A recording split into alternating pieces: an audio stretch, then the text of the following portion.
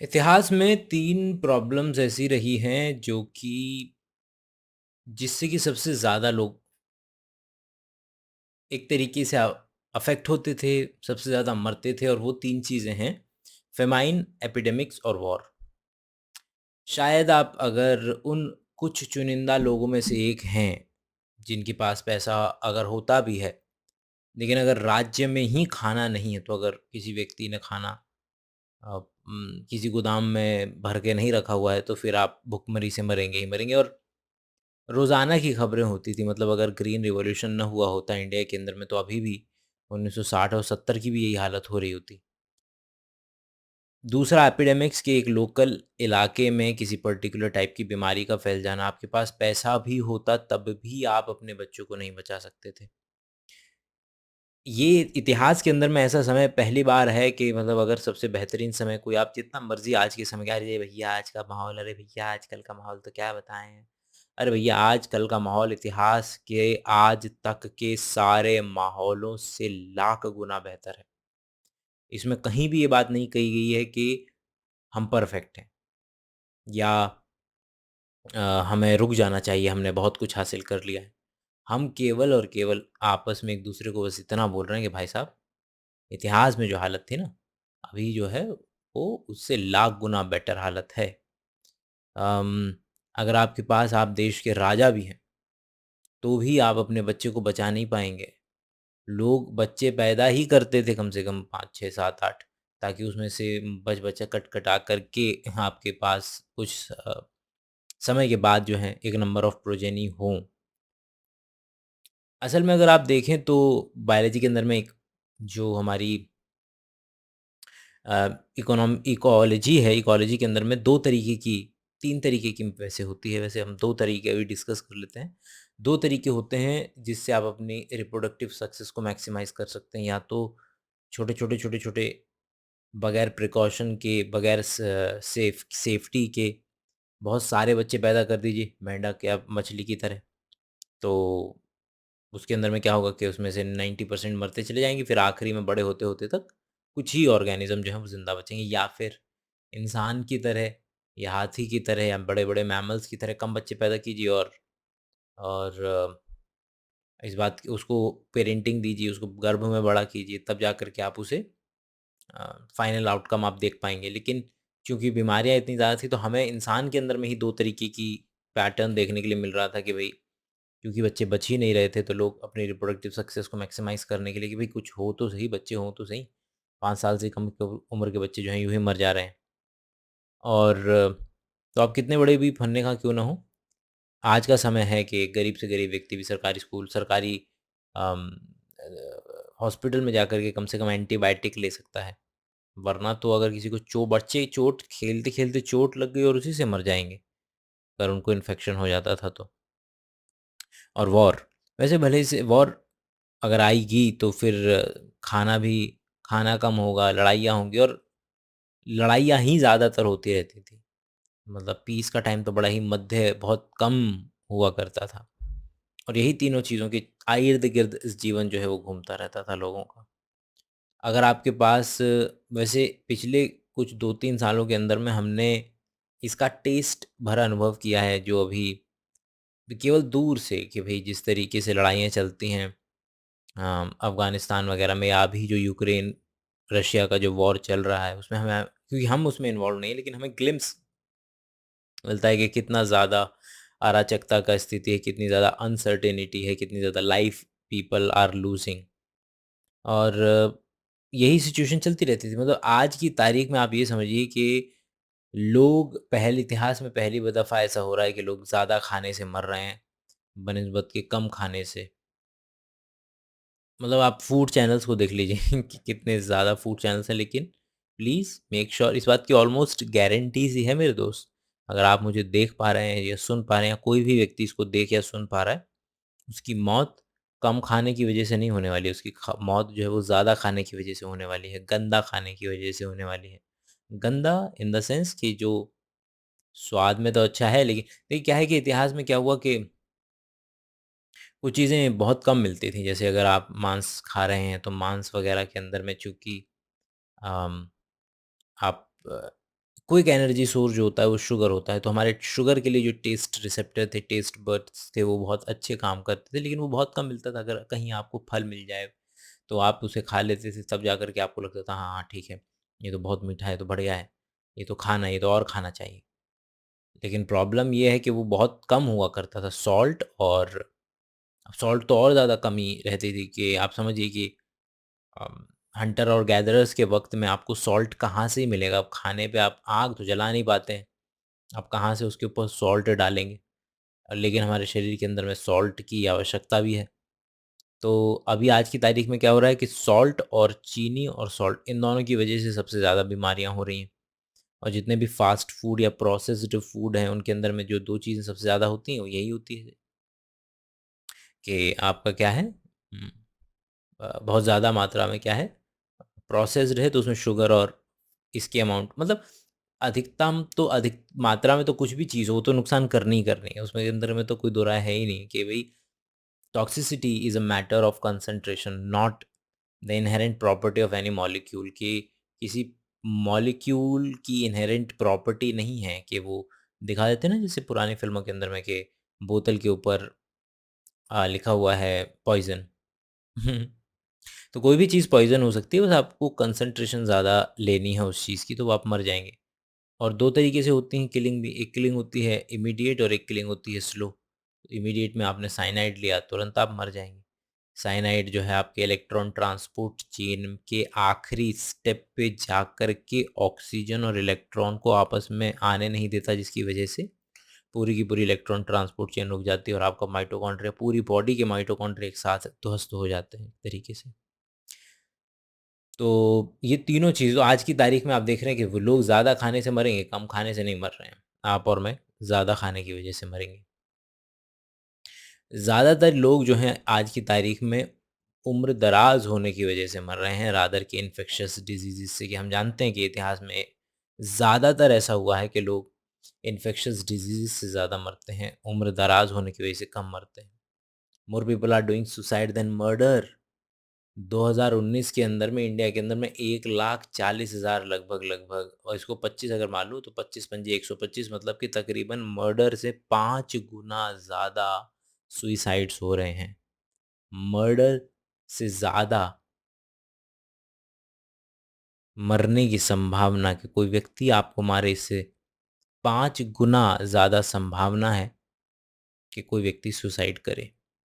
तो हम उस पर्टिकुलर समय में जी रहे हैं, और अभी आज की तारीख में खैर डेवलपिंग नेशन में, मतलब ये तो डेवलपिंग नेशन की बात है, आप समझ रहे हैं कि ये तो इंडिया के अंदर में जहाँ पर इतना ज़्यादा आपको लगता है कि लिंचिंग का माहौल है, कोई भी व्यक्ति किसी को पीट देता है, कोई भी व्यक्ति किसी को मार देता है, और वो उस देश के अंदर में, क्योंकि आप ये समझिए कि मर्डर को सुसाइड करार देना अ, जो है फिर भी कंपैरेटिवली आसान होगा कि भाई अम, मतलब कि उल्टा बोल गया मैं, कि भाई सुसाइड अगर किसी व्यक्ति ने सुसाइड किया है तो उसको सुसाइड ही कह दिया जाएगा, उसको मर्डर नहीं कहने वाला कोई।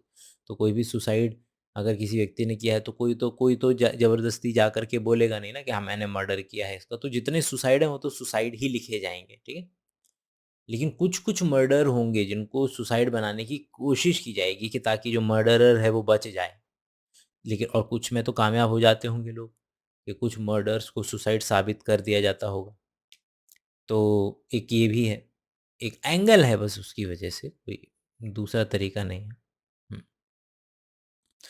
बट कोर आइडिया यही है कि इंडिया की डेवलपिंग डेवलपिंग हमारा नेशन है, और उसके बावजूद अगर आप देखें तो डेवलप्ड नेशन में ये आंकड़ा और भी ज़्यादा स्क्यूड मिलेगा, कि मर्डर और भी कम हो रहे हैं और सुसाइड्स और भी बहुत ज़्यादा होती चली जा रही हैं।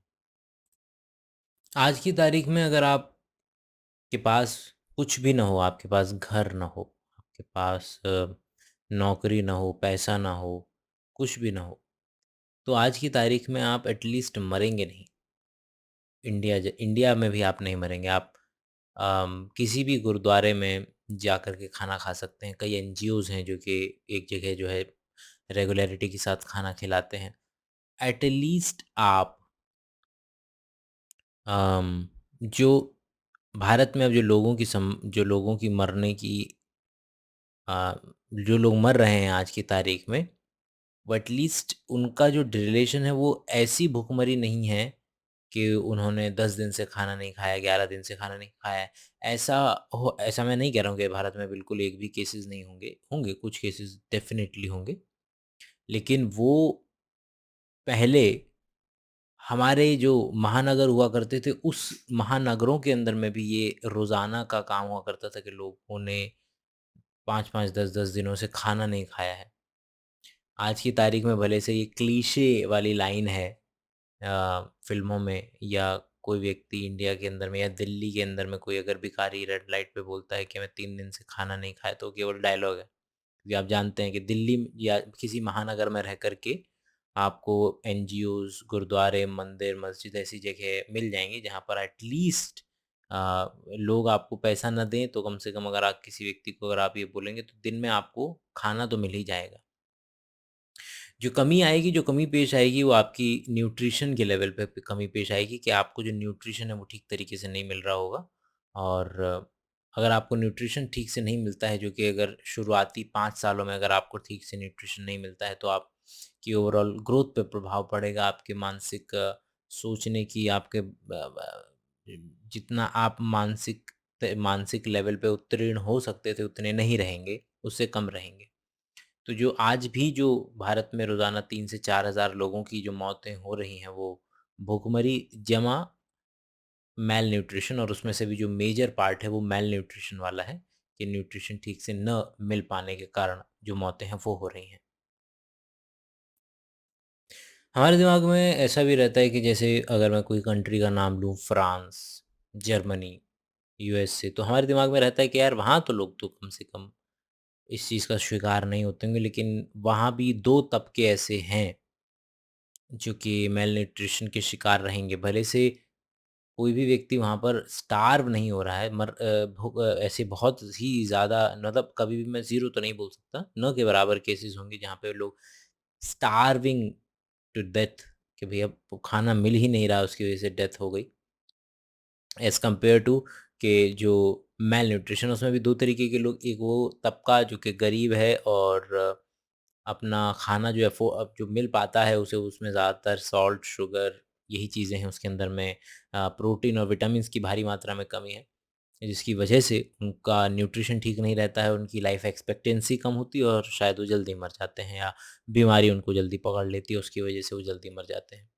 एज़ कम्पेयर टू एक तबका वो भी है जो कि अपर मिडल क्लास का होगा, या जो भी है, मतलब जिसके पास पैसे की कमी नहीं है, लेकिन चूँकि उसकी जीभ इस तरीके की हो गई है कि उसको प्रोसेस्ड फूड ही खाने की आदत पड़ गई है, जिसमें कि टीनेजर्स और ये सारी चीज़ें आ जाएँगी। टीनेजर्स इन द सेंस कि they are not that aware of कि भई शरीर के अंदर में क्या जा रहा है, कितना जा रहा है, क्यों जा रहा है।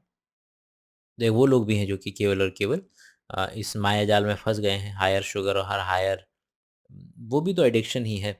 कई लोगों को आपने कहते हुए सुना होगा कि यार भूख लग रही है और इतनी मेरे को तो भूख बर्दाश्त ही नहीं होती, मेरे तो सर में दर्द होने लगता है भूख अगर मैं कुछ ना खाऊँ तो।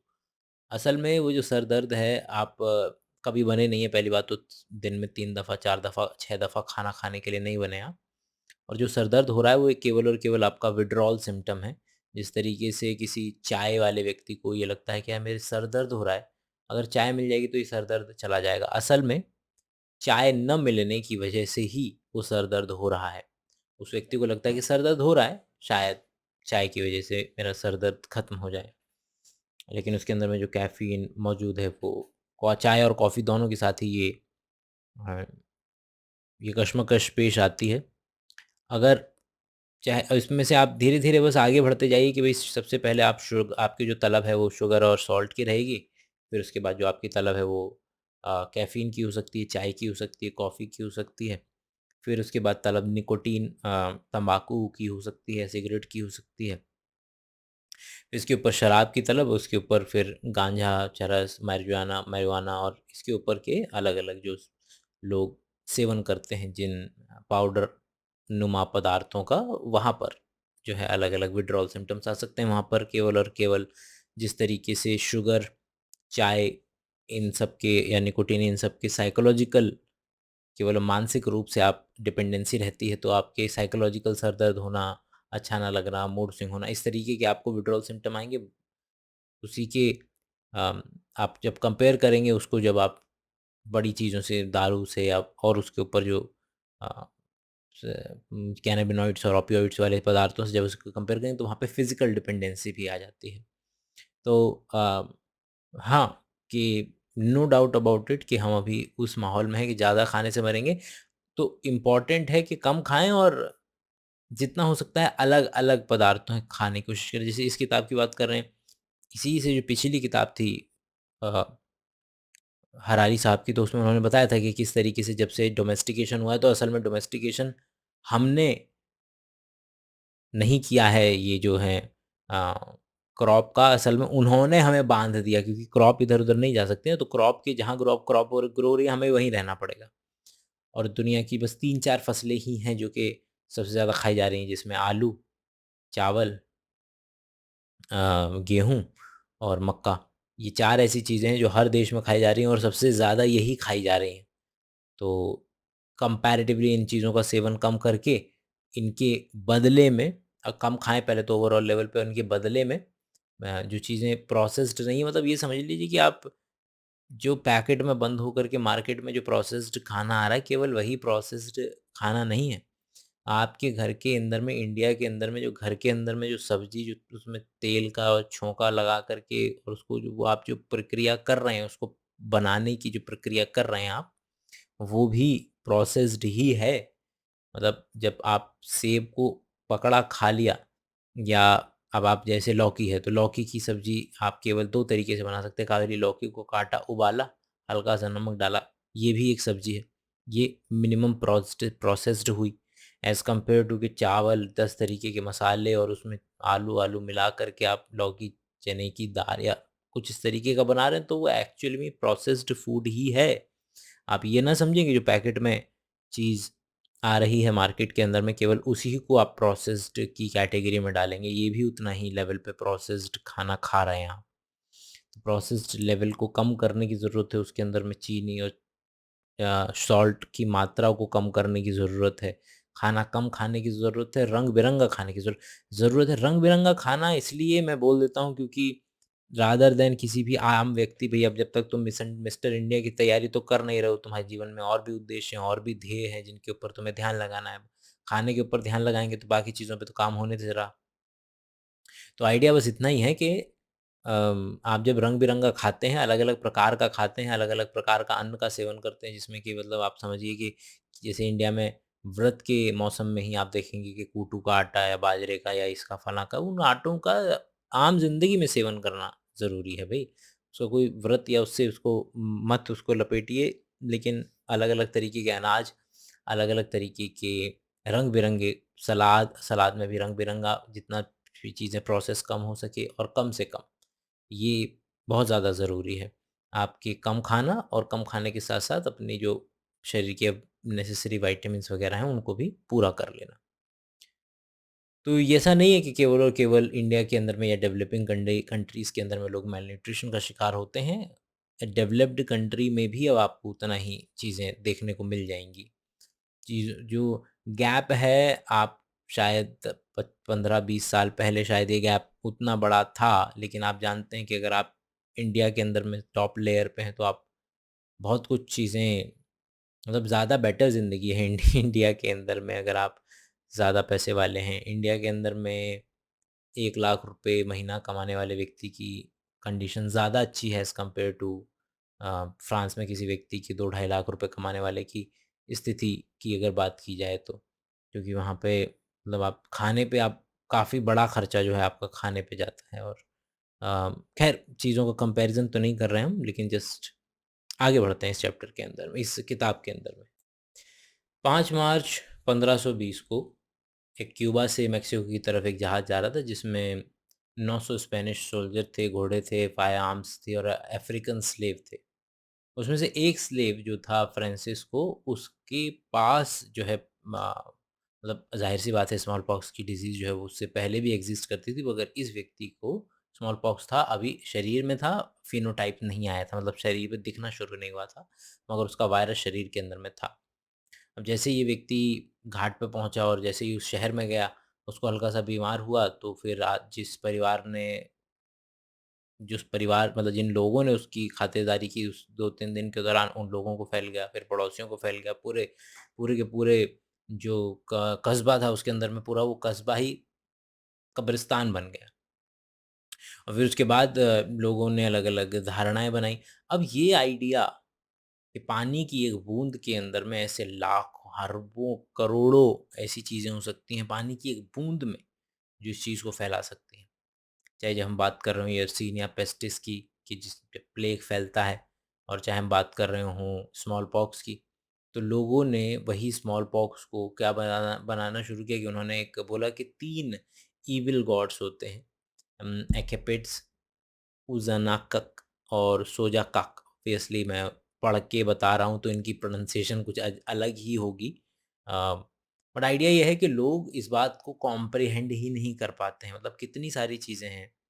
देखिए, इवोल्यूशन के दौरान जब हम बने हैं तो हम इस चीज़ के लिए नहीं बने हैं कि ताकि हम चीज़ों को समझ पाएँ, बूझ पाएँ, जान पाएँ।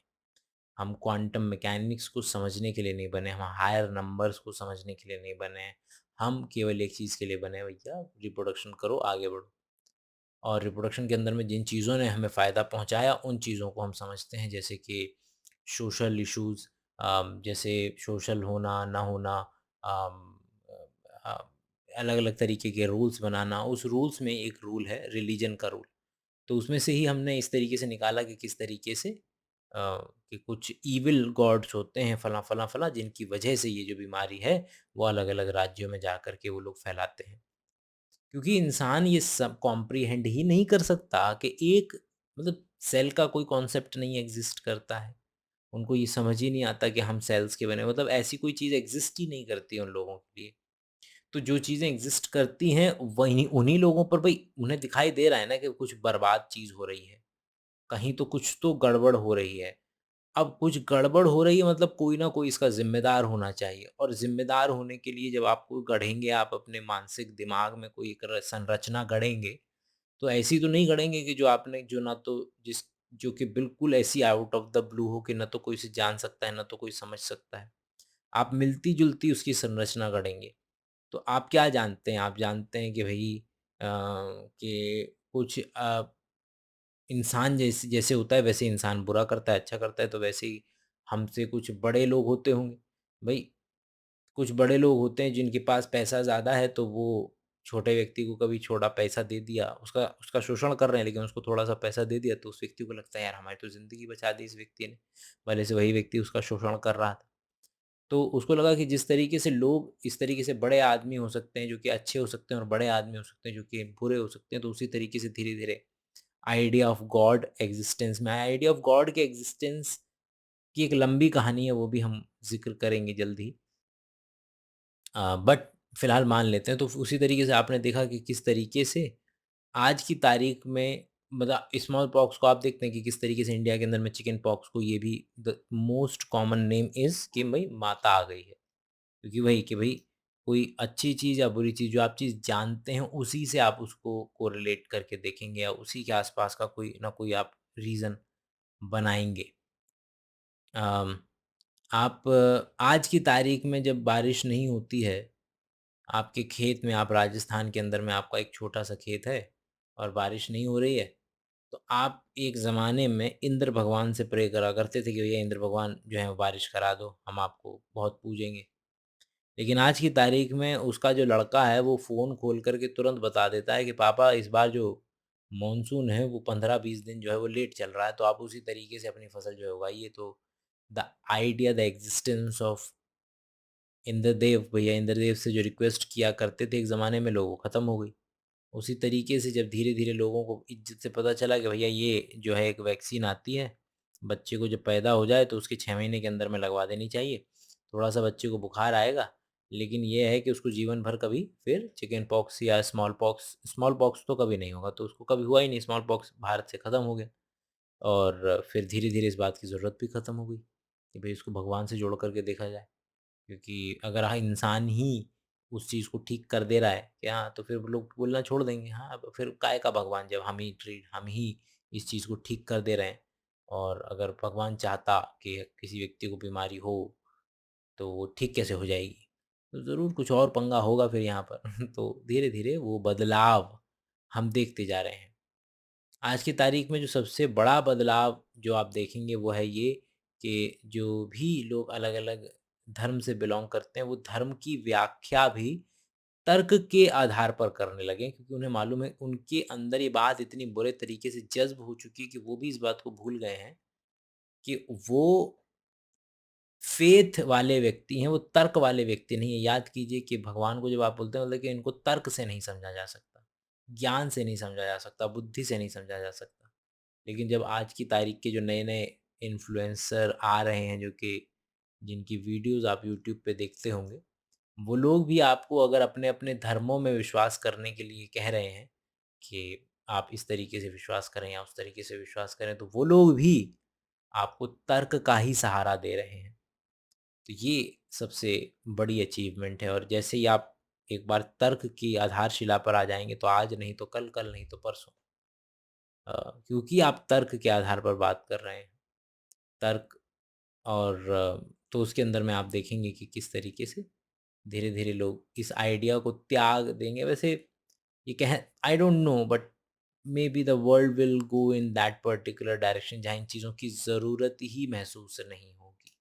जिस तरीके से आज इंद्रदेव की ज़रूरत नहीं महसूस होती लोगों को, उसी तरीके से अपने आप ये चीज़ जो है वो त्याग दी जाएगी। आप किसी को बोल कर के नहीं त्याग करवा पाएँगे। सभी लोग जानते हैं 1918 के स्पेनिश फ्लू के बारे में, क्योंकि उसकी बातें बहुत ज़्यादा उठी 2019 का, जब हमारा कोविड से हमारा जब सामना हुआ। तो अगर इंडिया की बात की जाए, तो इंडिया की जो टोटल पॉपुलेशन है उसका 5% लोग मारे गए थे। अब उसका जब अगर आप अंदाज़ा लगाएँ, मतलब क्योंकि इंडिया के अंदर में या वर्ल्ड के लेवल पे आप कहिए, क्योंकि कोविड से जब हम लड़े ना, तो हम वर्ल्ड के लेवल पे लड़े थे, हम किसी देश के लेवल पे नहीं लड़े थे। अम, जितनी भी हमने डिस्कवरी की गई, जब ड्रग्स की डिस्कवरी की गई, तो उसके अंदर में उसको ओपन रखा गया कि सभी लोग आकर के पार्टिसिपेट कर सकते हैं। और इसीलिए शायद ये हो पाया कि हम इतने कम समय के अंदर में वैक्सीन डेवलप भी कर पाए, जिसके पास क्षमता थी, जैसे इंडिया के पास क्षमता थी ज़्यादा मात्रा में वैक्सीनेशंस प्रिपेयर करने की, तो उसने प्रिपेयर भी किया।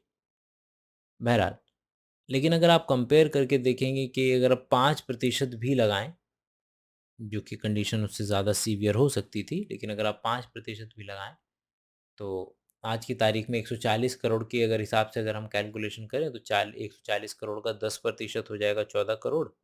14 करोड़ का आधा करेंगे तो 5% मतलब 7 करोड़।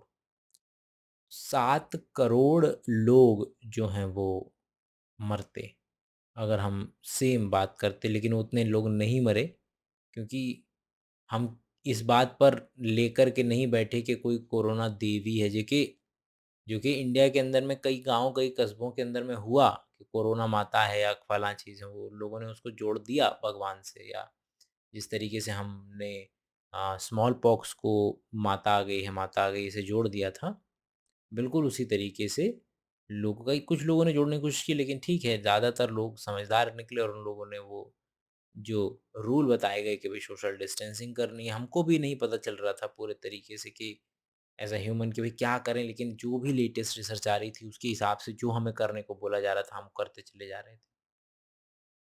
और उसी वजह से हम इतने कम समय के अंदर में उबर पाए इस चीज़ से। तो अगर हम वर्ल्ड वॉर 1 की बात करें 1914 से लेकर के 1918 तक, तो जो वर्ल्ड वॉर थी उसकी वजह से तकरीबन 40 मिलियन मतलब 4 करोड़ लोग मरे। लेकिन अगर हम बात करें स्पेनिश फ्लू की वजह से जो है तकरीबन 5 करोड़ से लेकर के 10 करोड़ तक जो है लोग मारे गए स्पेनिश फ्लू की वजह से।